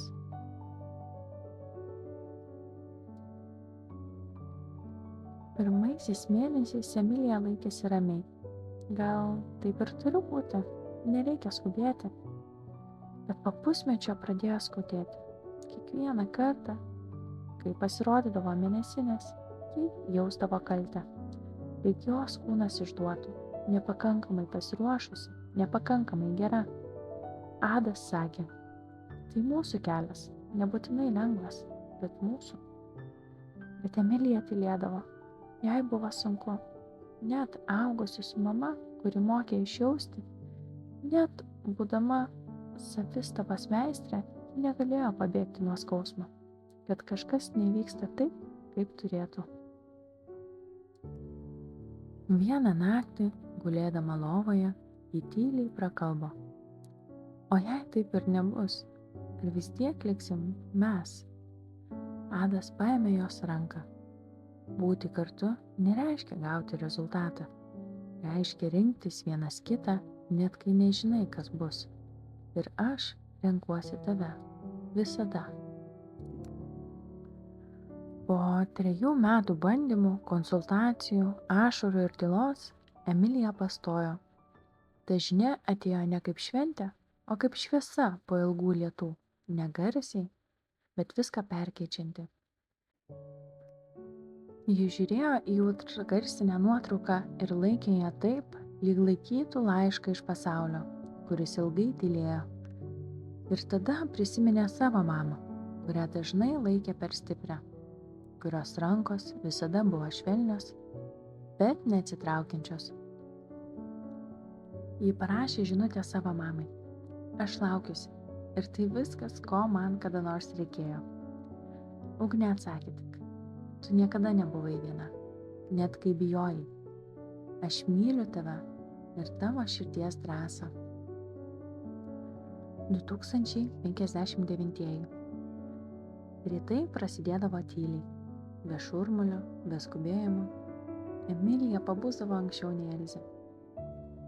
Įžengdavo jos kambarį, stebėdama, kaip mažos mergaitės krūtinė kilnojasi ramiai, lyg pasaulis būtų tobulas. Kartais ji atsisėsdavo šalia ir tiesiog žiūrėdavo. prisimindavo tuos metus, kai jautėsi taip tolima savo, ieškojusi, klaidžiojusi, bijojusi. Ir tada pagalvodavo, aš noriu, kad jai būtų kitaip, ne lengviau, bet artimiau. Elzė pabusdavo ir iškardavo tiesdavo rankas. Mama, tu čia? Visada, atsakydavo Emilija, net kai nematai. Jų dienos buvo paprastos, bet jose gyveno daug. Pasivaikščiojimai parke, skaitytos knygos, klausimai, kurie kartais glumindavo net suaugusį. Vieną vakarą Elzė paklausė, mama, kodėl žmonės kartais verkia vieni? Emilija nutilo, paėmė ją ant kelių, nes kai kurie išmoko, kad verkimas silpnybė, o iš tiesų tai kvietimas būti apkabintam. O tu verkiai viena? Paklausė Elzė. Taip, bet dabar turiu tave. Emilija vis dažniau galvodavo apie moterį savo šeimoje, apie Ugnę, kuri ją mokė kalbėti, apie Rūtą, kurios dienoraštį rado kartą palėpėje. Ir skaitė jį šnabždėdama savo naktimis, apie Oną, kurios mezginių likučius mama laikė skrynioje, apie Mariją, kuri augino Oną po karo, be žodžių, bet su tylia jėga. Emilija suprato, jos gyvenimas tai tarsi upė, kuri įgavo formą iš visų šaltinių prieš ją. Ji jaučiasi ne viena, net tada, kai gyvenimas atneša nerimo ar nuovargio. Vieną popietę, kai Elzė piešė ant grindų, Emilija prisėdo šalia. Žinai, tavo vardas yra senas. Iš senovės anglų kalbos tai reiškia iš turtingų namų. Bet manau, kad tai aš turtinga, nes turiu tave. 2064 metai. Elzei buvo 5. Tas keistas amžius, kai vaikas dar mažiukas, bet jo žodžiai jau turi kaip suaugusio žmogaus.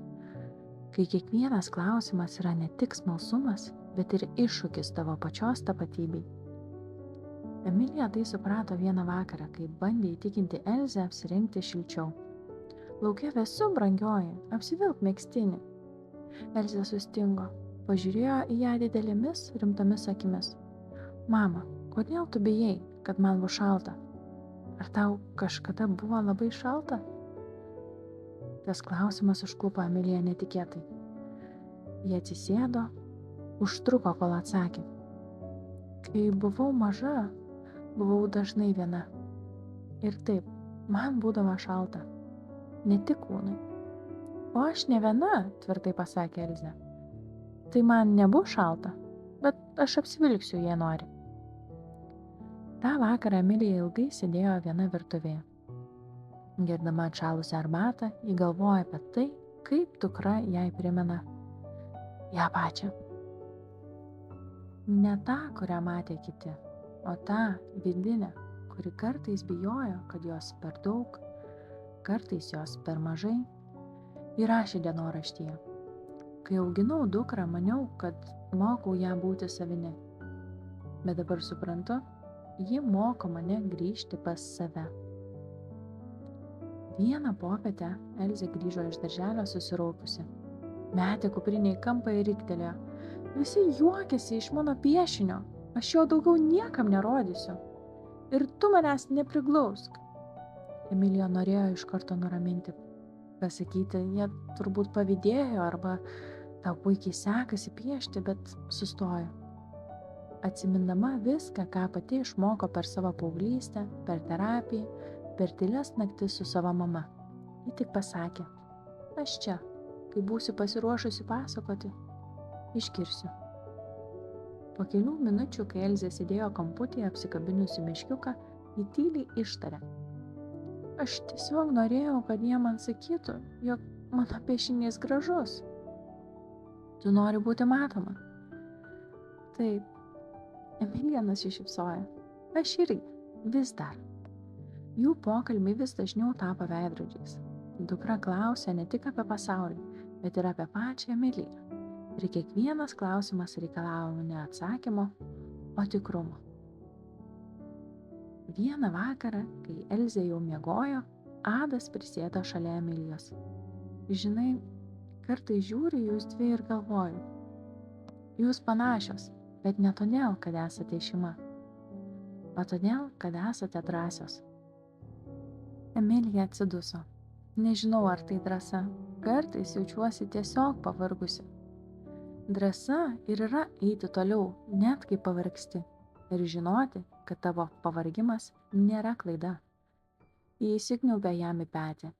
Ir pirmą kartą po ilgo laiko tylėjo. Ne iš nuovargio, o iš pasitikėjimo. 2064 metais Emilija pradėjo rašyti savo pirmąją knygą. Ji neturėjo pavadinimo, tik sakinį ant pirmo puslapio. Aš nenoriu, kad mano dukra paveldėtų tobulumą. Aš noriu, kad ji paveldėtų drąsą būti tikra net tada, kai tai reiškia nežinoti, klysti, tylėti ir iš naujo kalbėtis.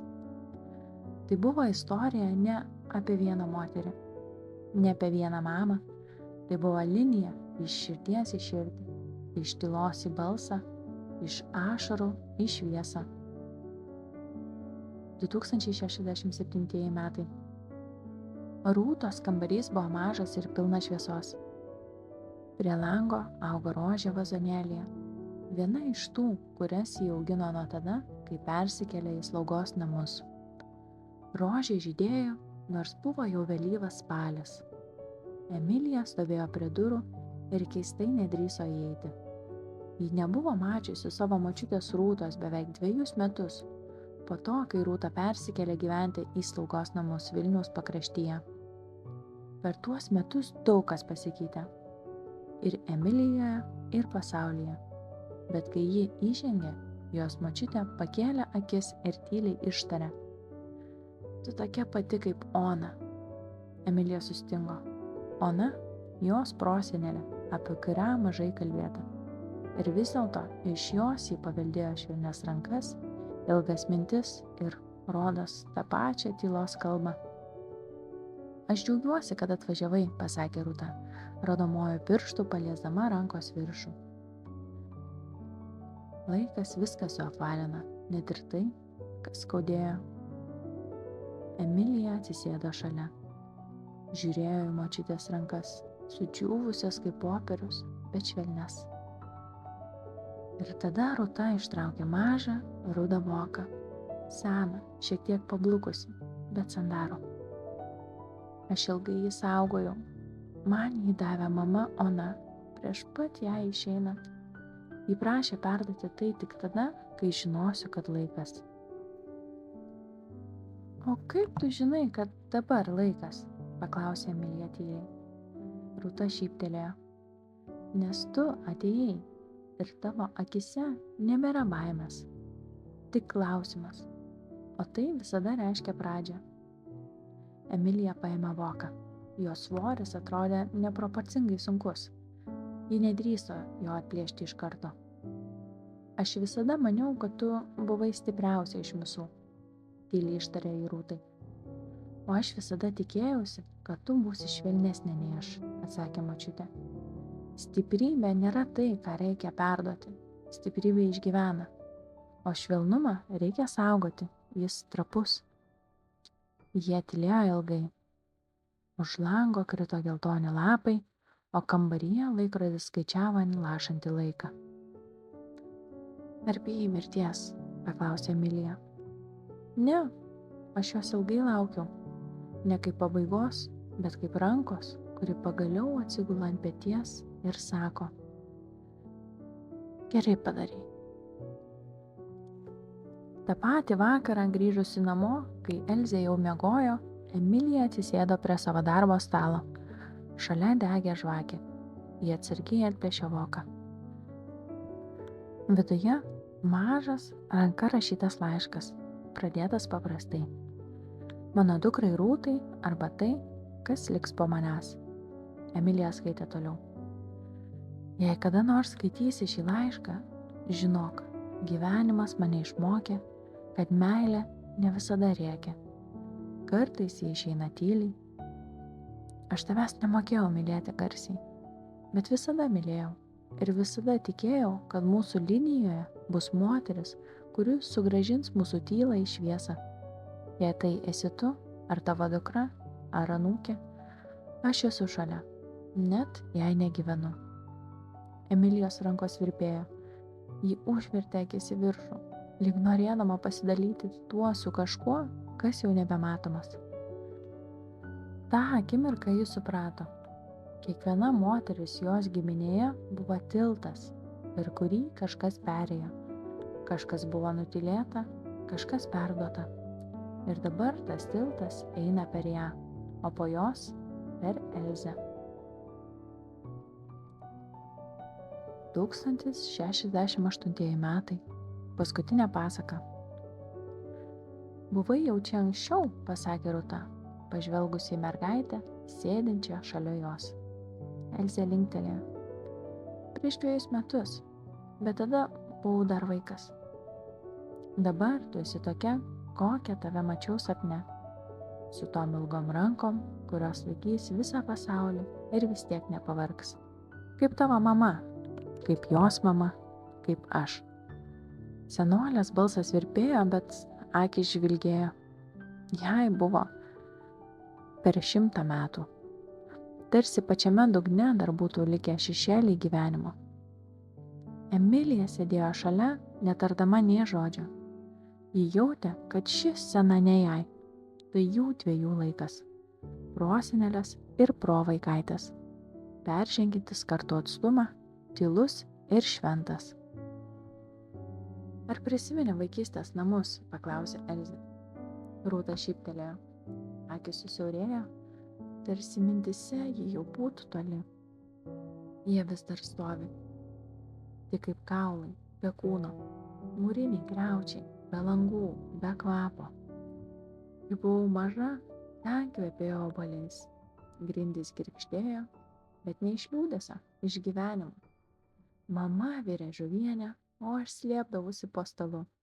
Kartais pagalvodavau, kad jei labai tylėsiu, laikas sustos. Kodėl niekas nebegrįžo į tuos namus? Paklausė Elzė tyliai. Rūta giliai atsiduso, nes buvo per daug skaudžių atminimų. Po karo, po išsiskyrimų, po tylos. Kartais ne namai mus palieka, mes juos paliekam, kad išgyventume. Elzė ištiesė ranką ir švelniai palietė Rūtos riešą. Ta pačią paskutinę dieną Rūta tyliai atsigulė ant pagalvės, o Elzė prislinko arčiau. Pro pravirą langą girdėjosi birželio vėjas, toks lengvas, tarsi atnešantis senus balsus iš laiko tolių. Noriu tau kai ką papasakoti, sušnabždėjo Rūta. Apie savo močiutę Mariją. Ji buvo tyliausia iš visų, bet jos tylėjime buvo visas pasaulis. Močiutė? Paklausė Elzė. Kokia ji buvo? Marija gimė 1911 metais. Augo tarp 2 karų, o jaunystę praleido sovietinėje Lietuvoje. Jos mama buvo Aldona, gimusi dar caro laikais. Elzė įsikabino į senolio žodžius kaip į siūlą, vedantį per laiką. Man taip keista, juk mes visos susijusios, bet gyvenam visiškai skirtingais pasauliais. Elzė kalbėjo beveik savo. Ką reiškia būti moterimi tais laikais? Rūta šyptelėjo. Būti moterimi reiškia dirbti, tylėti, kartais kovoti tyliai, nematomai. Marija augo, kai niekas jos neklausė, ko ji nori. Kai atėjo karas, ji neteko savo vyro, bet nepalūžo, išaugino 3 vaikus viena. Jos rankos visada kvepėjo muilu ir kopūstais. Ji mokėjo tvarkytis, gyventi kukliai, bet ji dainuodavo visada tyliai, capo nosimi, liaudies dainas, kurias jai dainavo Aldona. O Aldona, ji buvo kitokia. Aštresnė, stipresnė. Jos laikais buvo badas, karas, tremtis. Ji buvo tarsi uola. Išgelbėjo savo šeimą, slėpė kaimynus nuo suėmimų. Bet ji labai mylėjo knygas. Pasakojo Marijai apie savo mamą, Apie žemę, apie žoleles, apie paslaptis, kurias moteris perduodavo vienai kitai. Ar tu kada ją matei? Ne, tik girdėjau. Bet man visada atrodė, kad visos jos – Aldona, Marija – gyveno manyje. Jų balsai manyje kalbėjo, kai augino tavo mamą. Ir kai augau aš, jų baimės ir jų drąsa viskas susipynė į mus. Tu man primeni medį, švelniai pasakė Elzė, su šaknim, kurios giliai eina į žemę. Rūta nusišypsojo. Ir tu esi šaka, išlindusi į saulę, bet be šaknų ji ilgai neišgyventų. Tylos akimirka, tik vėjas. Aš noriu žinoti daugiau apie jas, pasakė Elzė. Ne tik iš nuotraukų, iš tikrųjų žodžių. Gal aš ten nuvažiuosiu?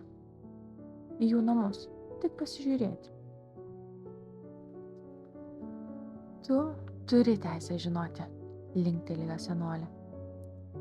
Ten vis dar stovi medis, kurį sodino mano mama. O ne, žydintis vyšnių medis. Kiekvieną pavasarį, net jei niekas nemato, jis pražysta. Tai mūsų kraujo medis.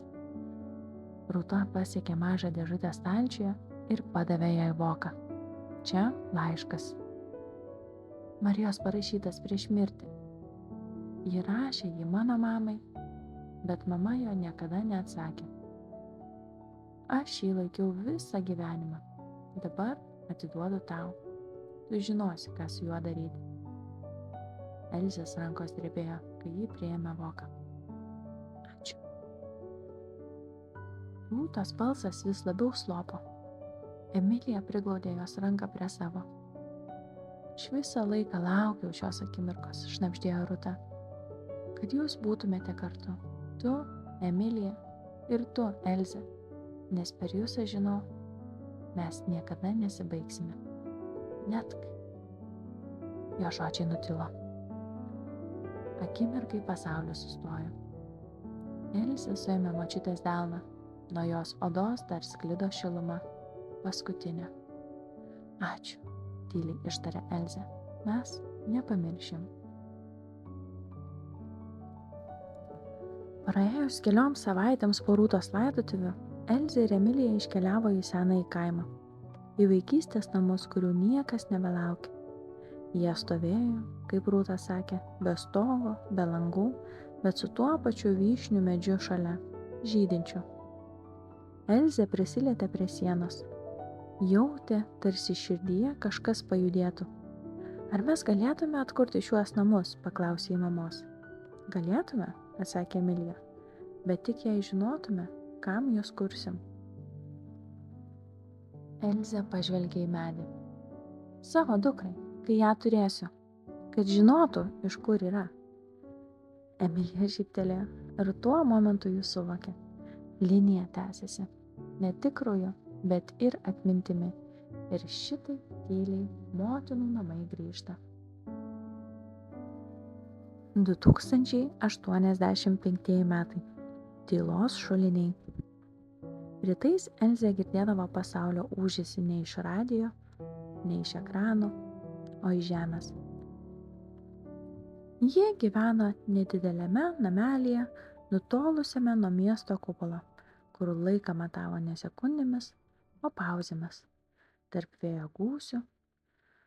Nors visą jaunystę bėgo kuo toliau į miestus, į studijas, į užsienį, į technologijų sūkurius, kuriuose kiekvienas galėjo būti viskuo, tačiau niekas ten nesijautė tikru.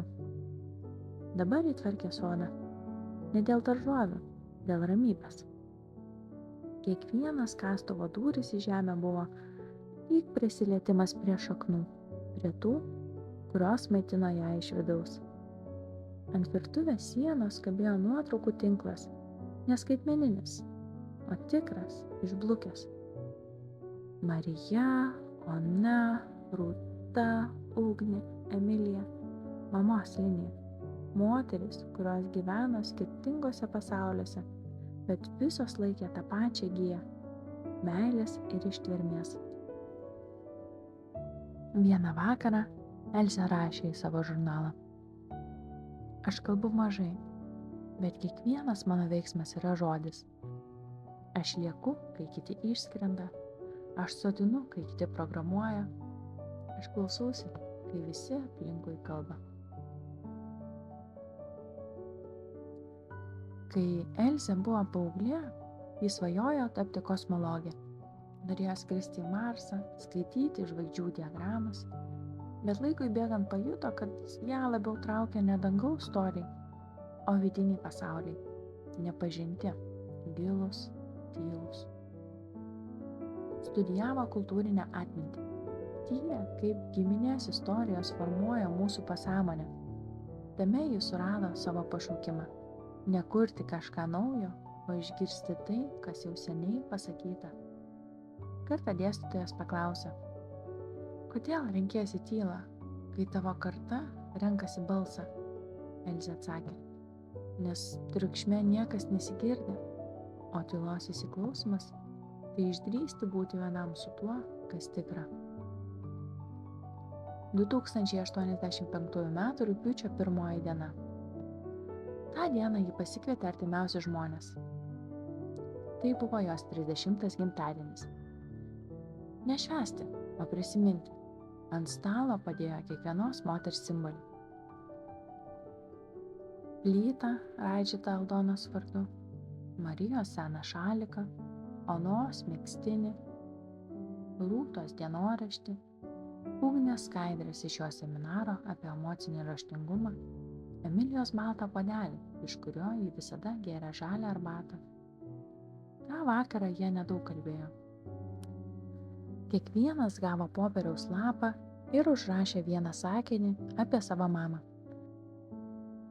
Kai visi išėjo, Elzė liko viena. Uždegė žvakę.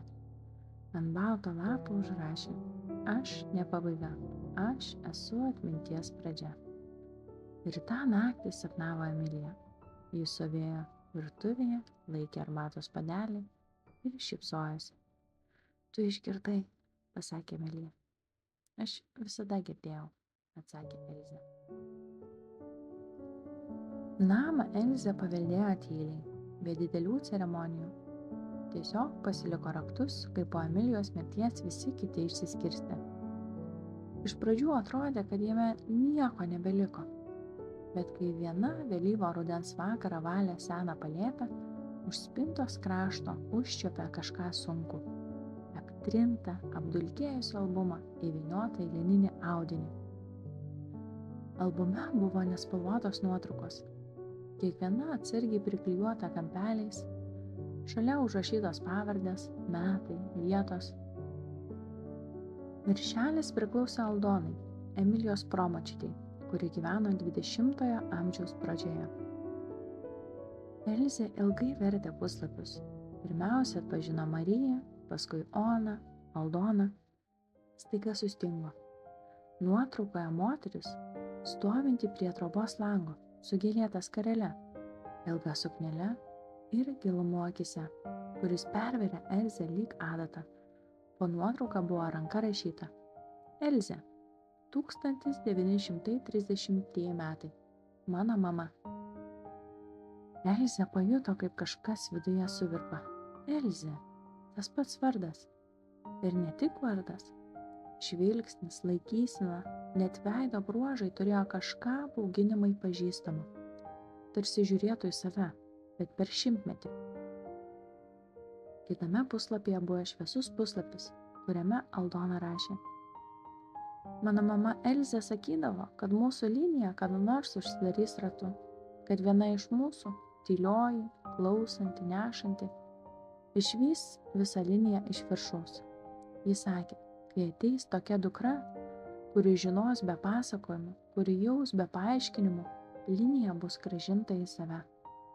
Elzė verkė, tyliai, be garso, jautė ne skausmą, o palengvėjimą. Tarsi būtum visą gyvenimą ėjęs mišku ir staiga išėjęs į laukymę, kur kažkas jau pastatė suoliuką, laukiant tavęs.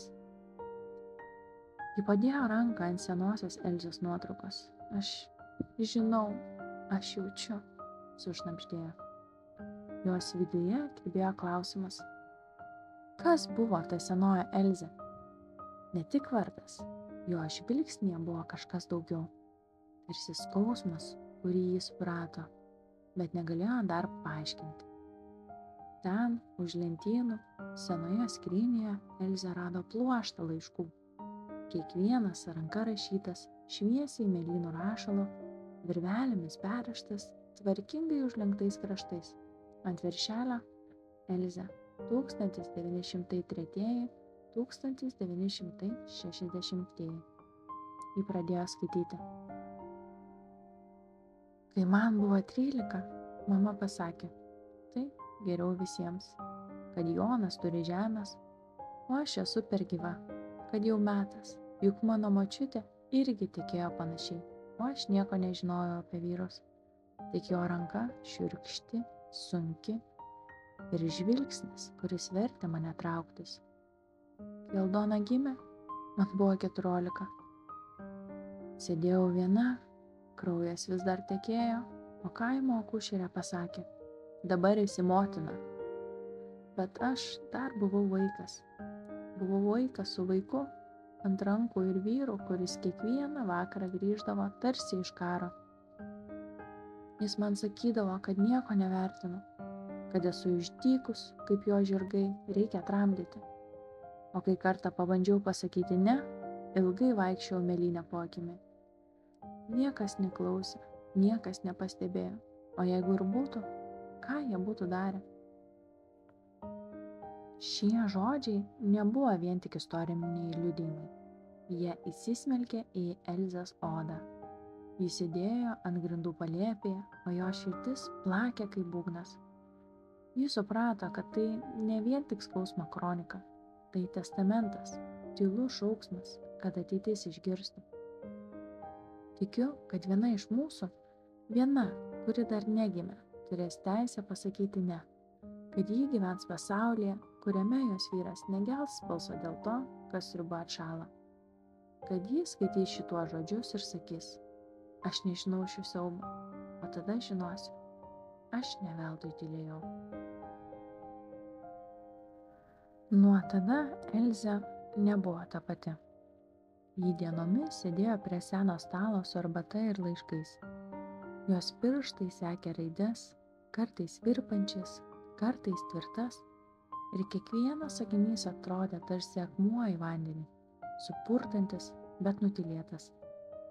Šie laiškai priklausė jos prosenelės motinai senai Elzei.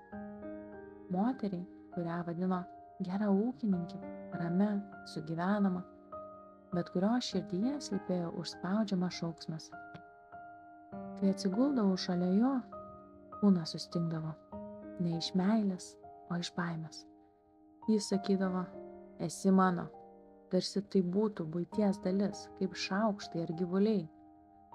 Kai būdavau nėščia, būdavo ramesnis, bet tarp vaikų niekada neleidau savo pamiršti, kad čia ne meilė, o būtinybė. Vieną kartą norėjau pasakyti mamai. Jis žiūrėjo pro langą ir sakė, visi taip gyvena, Elzė. Ir aš supratau, kad niekam nerūpi. Kad jeigu nesusitvarkysiu pati, niekas nesusitvarkys vietoj manęs. Elzė laikė vieną ypatingą laišką rankose. Ji buvo ne apie ūkį, ne apie vaikus. Jis buvo apie jos vyrą, Aldonos tėvą. Kai jis sugrįždavo iš miestelio girtas, žinojau, naktis bus ilga. Aldona miegodavo šalia krosnies, o aš atsigulus tarsi medis. Nejudėdavau, nes priešingu atveju jis dar labiau niršdavo. Ir kai viskas baigdavosi, aš plaudavau save iki raudonumo, bet ne dėl kūno, o kad nuplaučiau gėdą. Bijojau, kad ta gėda nusės ir Aldonos akise. Todėl ryte šypsodavausi, kepdavau pyragus, nešiodavau skareles, lyg nieko nebūtų buvę. Tik tam, kad jie galvotų, jog šeima yra saugi vieta. Visą gyvenimą meldžiausi, kad Aldona nejaustų, ką jaučiau aš, kad nežinotų, ką reiškia būti palaužtai. 2090 metai. Mielosios. Skaitydama tavo laiškus, senoji Elze, aš nebegalėjau būti tyli. Tavo žodžiai tarsi stiklas po oda.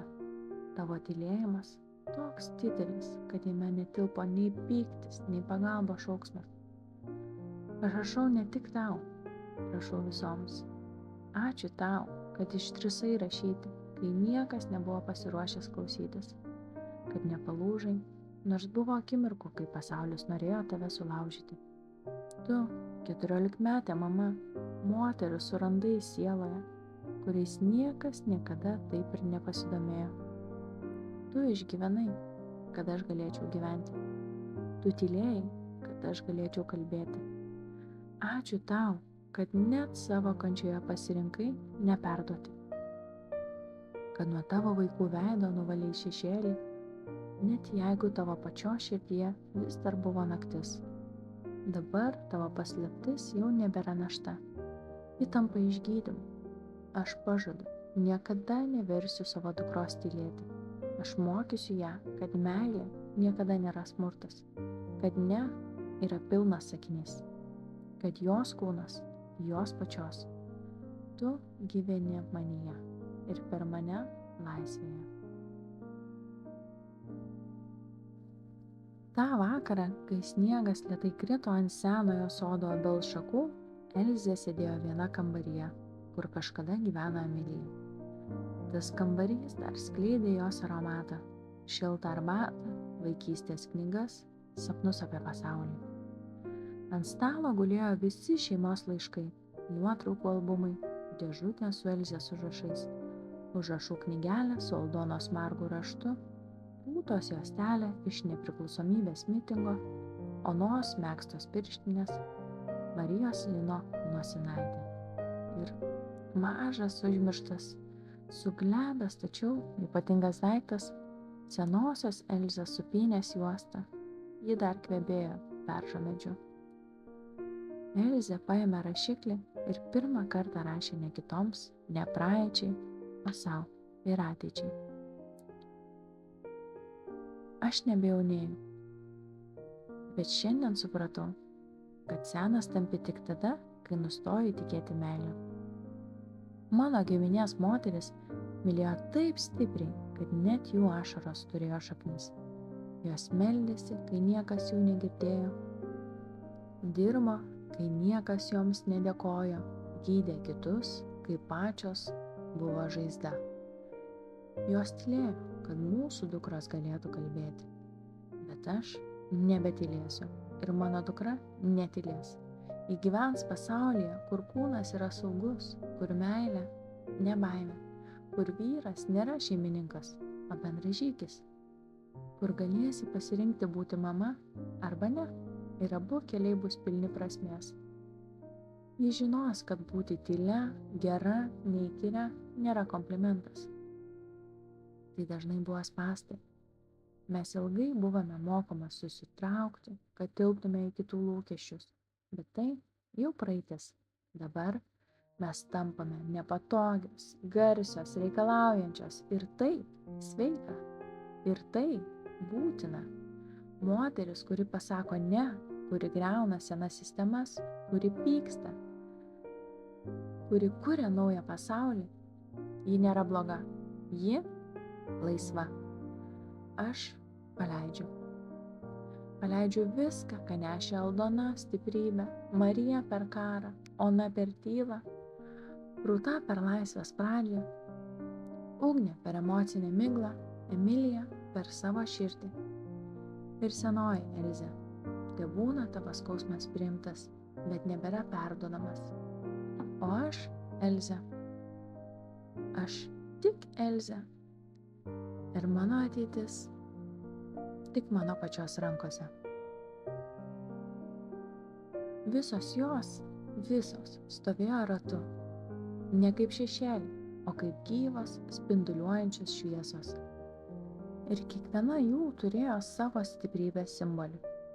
Marija laikė rankoje siuvinėtos marškinius, Ona duonos kepalą, Rūta knygą, Ugnė širdies formos akmenėlį, Emilija užrašytą žinutę. Tu gali būti, kas esi. Senoji Elzė, tyla. Ir jaunoji Elzė jų centre. Ji matė Aldoną stipriai ir tvirtą. Marija pasilenkė. Tu esi mūsų pradžia ir mūsų pabaiga. Tu mūsų viltis. Ona pridėjo ranką prie širdies. Mes tylėjome, kad tu galėtum dainuoti. Rūta nusišypsojo. Nereikia daugiau kovoti. Ugnė apkabino ją per pečius. Tu esi saugi. Emilija pridėjo delną. Mes su tavimi. Visada. O senoji Elzė, paskutinė, pratarė. Tu jau čia, sako ji. Laikas netiesia, jis ratas ir tu esi centre. Aš tave mačiau prieš 100 metų ir jau tada žinojau, kad meilė vieną dieną taps išganimu. Ta rytą Elzė atsikėlė ir pravėrė langą. Sodas buvo tylus, bet nebetuščias. Oras buvo šaltas, bet širdyje švietė šviesa. Už jos lango naujas rytas, begalinės galimybės. Ateitį kuriu pati, sau. Ir trauma buvo paleista, o meilė liko. Kartu su ja laisvė būti visa. Mylinčia, stipria, pykstančia, kuriančia, drąsia, nepatogia, bet tikra.